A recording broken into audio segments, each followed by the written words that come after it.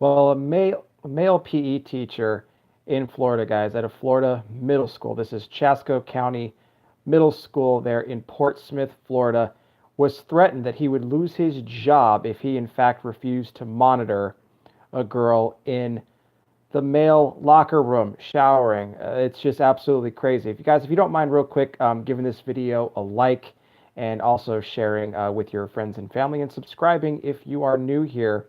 I really appreciate it. But when I came across this, I mean, if you would have came across something like this in the 90s and the early 2000s, I mean, you would have been absolutely just shocked.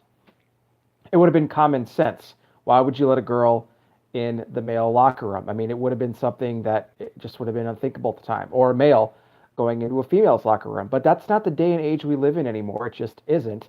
Unfortunately, people think that if they feel like a different gender, that automatically classifies themselves and confirms themselves to be that said gender. It's absolutely insane. Well, this PE teacher, he was told, now this was no warning given out to the male students, by the way, in the PE class, okay, that a transgender girl, okay, or a transgender boy, she was a biological female, but she identifies as a transgender boy, would be allowed to come into the boys' locker room and also use their showers. To make things worse, they told this PE teacher that they wanted him to monitor, okay, what was going on in the locker rooms and in the showers with this girl. And that included, by the way, when this girl was getting undressed, okay, she could have been completely nude and it wouldn't have mattered. They wanted him to do it, okay? Now, he refused and said that goes against everything that he believes in. And then they threatened him that they were either going to take his job away or they were going to transfer him to another school. Now, what I said a little bit ago about how the boys didn't know anything about this, they sure didn't, because all of a sudden they're in there changing one day. I mean, literally caught with their pants down as this girl walks in and sees all these boys exposed coming in. They were not told. They were never alarmed. Nothing was ever brought to their attention about this. They go to complain after the fact. And apparently, a gag order was put down by the administrative staff at this school to both the male PE teacher and also the female PE teacher, who both knew about this. Hands were completely tied. There was absolutely nothing they could do about it. Now, the male teacher did seek legal counsel from Liberty Counsel. They defended a lot of cases like this, a lot of cases too with Christians and different situations that they get themselves into. Like they've been involved in a lot of the cake cases with the bakers refusing to make certain cakes for the gay and lesbian couples. So they're involved with this one here. And what was really interesting was that what Liberty Counsel found out was that no motion like this was actually passed by the board at all. It wasn't. It was just something that they tried to pass down and try to sneak through the cracks and say that they could go ahead and implement this. I mean, the administrative staff stuck to their guns and said it is absolutely lawful for this girl to come into the boys' locker room, to undress in front of them, and to shower with them. There is absolutely nothing wrong with that whatsoever. That's not what Liberty Counsel found out.